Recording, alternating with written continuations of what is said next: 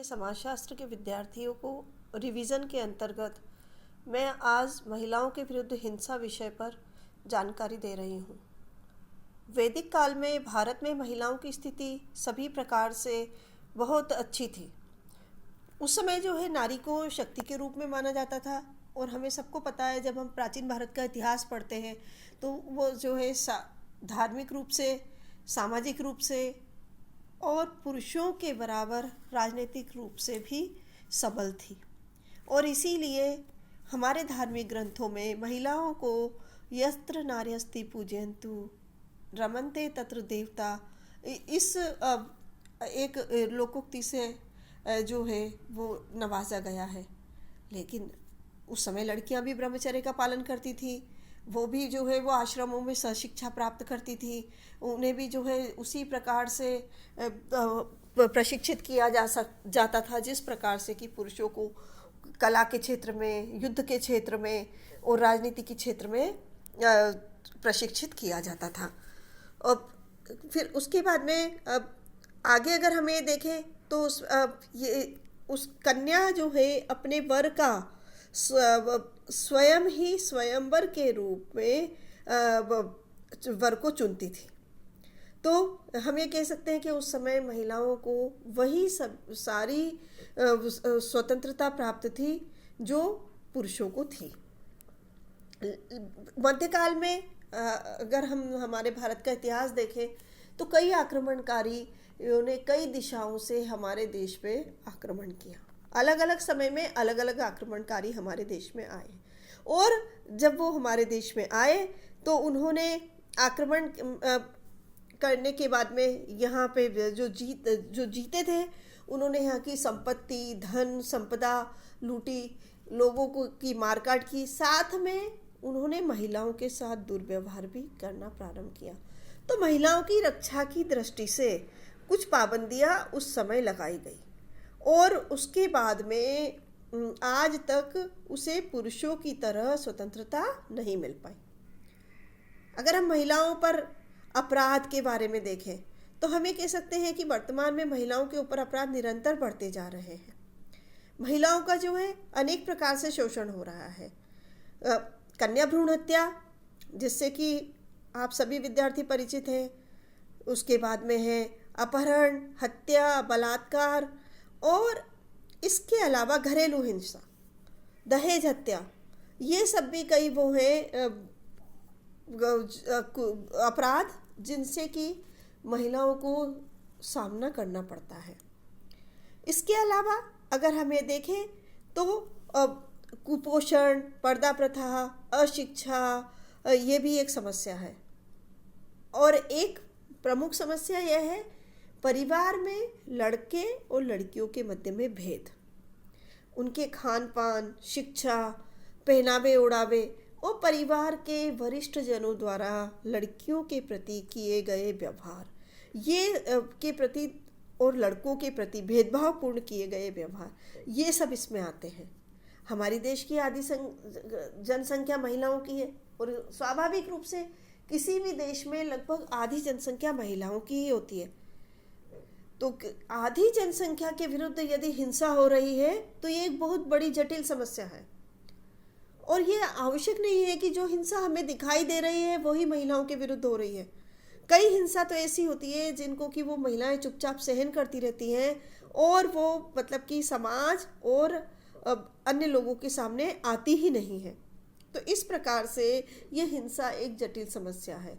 हम किसी भी समाज का विकास तभी हो सकता है जब उसका हर वर्ग विकसित हो, हर वर्ग जो है सुखी हो, हर वर्ग जो है वो संपन्न हो।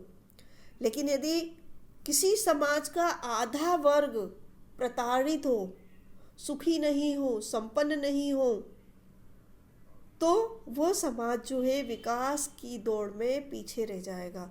चाहे वो सामाजिक विकास हो, सांस्कृतिक विकास हो, आर्थिक विकास हो या राजनीतिक विकास हो। तो महिला के विरुद्ध हिंसा की परिभाषा में सामान्य बोलचाल में अगर हम कहें तो ये कह सकते हैं कि किसी भी महिला को शारीरिक, मानसिक रूप से जो पीड़ा पहुंचाई जाती है वो महिला हिंसा कहलाती है। जैसे महिलाओं के साथ क्रूरता का व्यवहार, करना, कार्यस्थल पे पीड़ा पहुंचाना, अपकार करना आदि। महिलाओं के विरुद्ध हिंसा अगर हम देखें तो उसमें केवल समाज में ऐसा नहीं है कि महिलाएं प्रताड़ित होती है, हिंसा के शिकार होती है। सबसे पहला जो उसका चरण है महिलाओं का, उसकी हिंसा का, वो है पारिवारिक हिंसा, दूसरा है सामाजिक हिंसा और तीसरा है आपराधिक हिंसा। पारिवारिक हिंसा, जैसे आपको लग ही रहा है, नाम से ही पता चल रहा है कि जिसमें परिवार के सदस्यों के द्वारा महिलाओं को पीड़ित किया जाता है, उनके प्रति हिंसा की जाती है, शारीरिक रूप से, मानसिक रूप से या अन्य प्रकार से, वह सब पारिवारिक हिंसा के अंतर्गत आती है।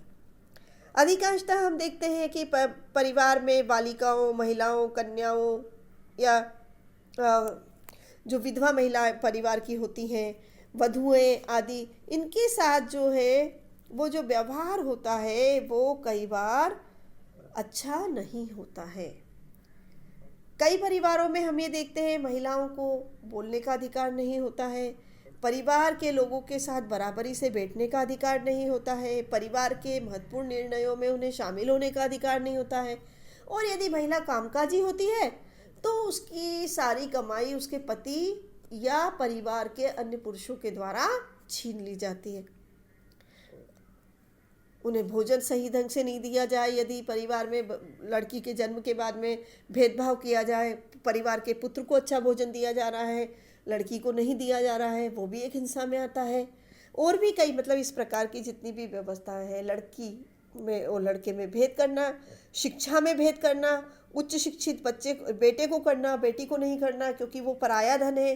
दूसरा, उसको कि समय समय पर इस बात को जताते रहना, ये सब पारिवारिक हिंसा के अंतर्गत आता है। न्यूज़पेपर्स में हम कई बार देखते हैं, क्योंकि हम समाजशास्त्र के विद्यार्थी हैं, तो हमें जो है इतिहास की तरह किताबों में हमें जो दिया हुआ है उससे नहीं जुड़ना है। हमें हमारे उदाहरण जो है वो बिल्कुल सामाजिक और तात्कालिक होने चाहिए। आप में जब न्यूज़पेपर पढ़ते हैं तो हमें हर न्यूज़पेपर में दैनिक जो हमारी न्यूज़ होती हैं उनमें कम से कम 5 या 6 केस ऐसे मिल जाते हैं कि ससुराली जनों द्वारा महिला को जो है वो प्रताड़ित किया गया, घर से निकाल दिया गया, दहेज के लिए जला दिया गया, या पति द्वारा प्रताड़ित किया गया, घरेलू हिंसा की शिकार हुई। और अब इस प्रकार से हमें देखने को और सुनने को और पढ़ने को मिलता है। दूसरा प्रकार है वो है सामाजिक हिंसा, दहेज संबंधी हत्या एवं मृत्यु। सामाजिक हिंसा में क्या आएगी? दहेज संबंधी हत्या एवं मृत्यु। ये पारिवारिक और सामाजिक दोनों प्रकार की हिंसा में आता है। देखिए, किसी परिवार में किसी परिवार का कोई सदस्य अपने परिवार के सदस्य को मार डाले तो वो केवल वो परिवार ही नहीं, पूरा समाज प्रभावित होता है। दूसरा, क्योंकि ये एक आपराधिक मामला है तो उसके ऊपर जो है वो कानूनी कार्यवाही भी होगी। और यदि इस प्रकार से दहेज के लिए महिलाओं की हिंसा होगी, महिलाओं के प्रति हत्या होगी, तो समाज के अन्य लोगों को भी दहेज मांगने के लिए आगे बढ़ेंगे। तो सामाजिक हिंसा की सबसे बड़ी समस्या है दहेज हत्या एवं, और कई बार तो जो है लड़की के माता पिता ये सिद्ध ही नहीं कर पाते हैं कि दहेज हत्या है, और ससुराली जनों के द्वारा जो हत्या की जाती है उसे जो है वो कि आत्महत्या या सामान्य मृत्यु का वो स्वरूप दे देते हैं और लड़की का दाह संस्कार कर दिया जाता है। और हमारे समाज में आपको ये भी पता है कि कई जाति, धर्म और समुदाय के लोग रहते हैं। तो ऐसा नहीं है कि केवल हिंदू समाज में ही हमें ये सब देखने को मिलता है। मुस्लिम समाज में, क्रिश्चियन समाज में, सिख समुदाय में, जैन समुदाय में, सब में हमें इस प्रकार की सामाजिक हिंसा, अब पारिवारिक हिंसा और आपराधिक हिंसा देखने को मिलती है। फिर है आपराधिक हिंसा। आपराधिक हिंसा यानी किसी परिवार वाले या अपरिचित के द्वारा महिला के प्रति अपराध किया जाए, उसकी हत्या की जाए, उसे हम आपराधिक हिंसा में लेते हैं। जैसे महिला के साथ पुरुष के किसी अजनबी पुरुष या जो जान पहचान का पुरुष है उसके द्वारा छेड़खानी करना, बलात्कार करना, जबरदस्ती करना, या ये सब कोशिश करना, और अगर वो सफल ना हो या सफल होने के बाद में भी उसमें जो है उसको सफल होने के बाद में भी अगर वो उसकी हत्या कर दे, तो ये सब आपराधिक हिंसा में आती है। और आपराधिक हिंसा का सबसे बड़ा उदाहरण सारा समाज जिसके लिए उठ खड़ा हुआ था, और वो था निर्भया कांड दिल्ली का।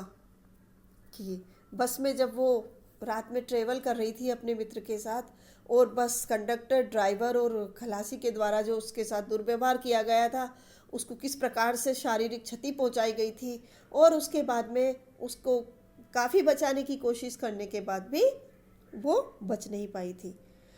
ये तो एक महानगर या हमारी राजधानी में होने वाली एक बहुत बड़ी घटना थी, लेकिन ऐसा नहीं है कि उसके बाद में ये रुक गया है। अभी भी हम रोज़ देखें तो रोज़ इस प्रकार की हमें हिंसा देखने को समाज में और परिवार मतलब कि समाज में देखने को मिल रही है। और कई लोग तो ऐसे होते हैं कि जो डर के मारे अपनी कंप्लेन करवाने भी पुलिस स्टेशन तक पहुंचते ही नहीं हैं।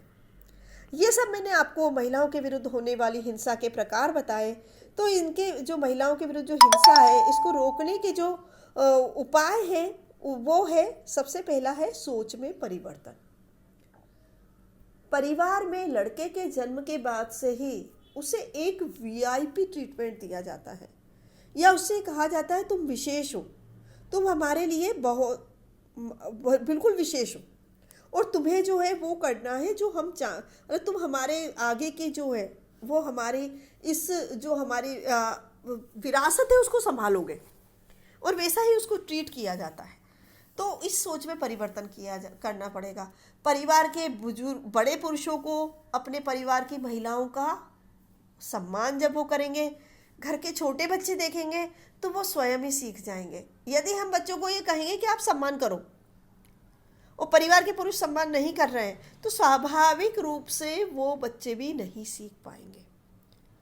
तो हमें सोच में परिवर्तन करना पड़ेगा, उनको मोटिवेट भी करना पड़ेगा लड़कों को, और अपने व्यवहार को भी हर परिवार में पुरुषों को अपने व्यवहार को भी परिवर्तित करना पड़ेगा। आत्मविश्वास बढ़ाना एवं शोषण के विरुद्ध सशक्त बनाना। देखिए, साथ में यह कहना कि लड़कियां हमेशा कमज़ोर होती है, उनको तो प्रकृति ने ही ऐसा बनाया है, उन्हें घर गृहस्थी संभालना है, उन्हें हमेशा जो है प्रेम और ममत्व से भरा हुआ रहना चाहिए, उन्हें कभी जो है वो किसी के साथ ऊंची आवाज़ में बात नहीं करना चाहिए, जोर से मत हंसो, ये मत करो, वो मत करो, यहाँ मत जाओ, वहाँ मत जाओ। ऐसे इस प्रकार की बातों के स्थान पे अगर हम लड़कियों का आत्मविश्वास बढ़ाएं, उन्हें ये हम बताएं कि वो सबल हैं, वो किसी से कम नहीं है, भाई और बहन दोनों में घर में कोई अंतर नहीं है, और अगर उसका शोषण हो रहा है तो वो उसके विरुद्ध उसको हमेशा जागरूक करें कि भाई तो वो उसके विरुद्ध अपनी आवाज़ उठा सके। ऐसा हमें उसको बचपन से ही ट्रेनिंग देना पड़ेगी। फिर है सुरक्षा एवं आश्रय की व्यवस्था। समाज में कई महिलाएं ऐसी भी हैं कि जो घर से मतलब कि निष्कासित कर दी गई है, या जिनके परिवार नहीं है, अन्य कारणों से कुछ है, तो उनको सुरक्षा और आश्रय की व्यवस्था की भी आवश्यकता है। फिर है स्वयंसेवी संगठनों का प्रचार एवं प्रसार करना। स्कूलों में, कॉलेजों में विभिन्न नुक्कड़ नाटकों के माध्यम से, अन्य माध्यमों से महिला हिंसा को रोकना, महिलाओं के प्रति व्यवहार, इन अलग अलग इनके मुद्दों पर नुक्कड़ नाटक करना, ये सब भी जो है इन प्रचार टेलीविज़न के माध्यम से, रेडियो के माध्यम से, विभिन्न पत्र पत्रिकाओं के माध्यम से, न्यूज़पेपर्स के माध्यम से भी हम ये कार्य कर सकते हैं। फिर है रोजगार ढूंढने में बच्चों की देखभाल की सुविधाओं की व्यवस्था, क्योंकि फिर भी अब समाज में परिवर्तन आया है, महिलाएं भी शिक्षित हो रही हैं, घर से बाहर कामकाज के लिए निकल रही हैं, लेकिन अधिकांशतः बच्चों के जन्म के बाद में बच्चे की देखभाल की सारी जिम्मेदारी माता पे लगभग होती है। तो बच्चों की देखभाल की जो सुविधा है, जहाँ वो कार्यस्थल है, वहाँ पे एक तो बच्चों के रहने के लिए अलग से क्रेचेस होना चाहिए, दूसरा उनकी देखभाल की व्यवस्था, ये सब भी होना बहुत ज़रूरी है। सस्ती एवं न्यून औपचारिक न्यायालयों की व्यवस्था। देखिए, हमारे देश में न्याय बहुत महंगा है। दूसरा, बहुत लंबा है न्याय प्रक्रिया। कोई भी व्यक्ति जब न्याय पाने जाता है तो पीड़ित व्यक्ति कोर्ट के कचहरी के चक्कर लगाते लगाते इतना परेशान हो जाता है कि वो जो है वो अपने आप को अपने केस से विड्रॉल कर लेता है। तो ऐसे त्वरित न्यायालय। दूसरा, सस्ते जो है न्याय वकील जो कि उनको सब उपलब्ध हो, क्योंकि कईयों के पास केस लड़ने के लिए भी धनराशि नहीं होती है। ये सब व्यवस्था भी सरकार के द्वारा, स्वयंसेवी संस्थाओं के द्वारा, एनजीओज के द्वारा पीड़ित महिलाओं को उपलब्ध करवाना चाहिए।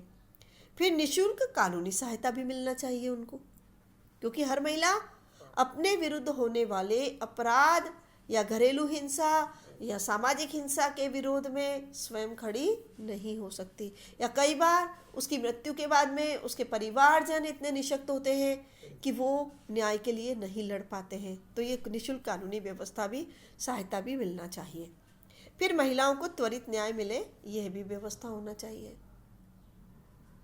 अगर लंबे समय बाद महिला के प्रति जो भी दुर्व्यवहार हुआ है, जो हिंसा हुई है, या उसके प्रति कोई बलात्कार, हत्या या जो भी मतलब हुआ है, और उसका न्याय जो पीड़ित है उसको 25 साल, 30 साल, 35 साल बाद मिले, तो उस न्याय का कोई अर्थ नहीं रह जाता। तब तक वह व्यक्ति कोर्ट के चक्कर लगा लगा के स्वयं इतना एग्जॉस्ट हो जाता है कि उस न्याय के मिलने की भी उसको कोई खुशी नहीं रहती है। तो इन सब चीज़ों को देखते हुए महिलाओं के मतलब कि ये सब महिलाओं के प्रति हमें हिंसा को रोकने के लिए हमें ये सब उपाय अपनाने पड़ेंगे। हमें ये जो हमारी व्यवस्थाएं हैं, पुलिस व्यवस्था, कानून व्यवस्था, इनमें थोड़ा सा सुधार करना पड़ेगा। तभी हम जो है महिलाओं के विरुद्ध समाज में होने वाली हिंसा को रोक सकते हैं और एक नए समाज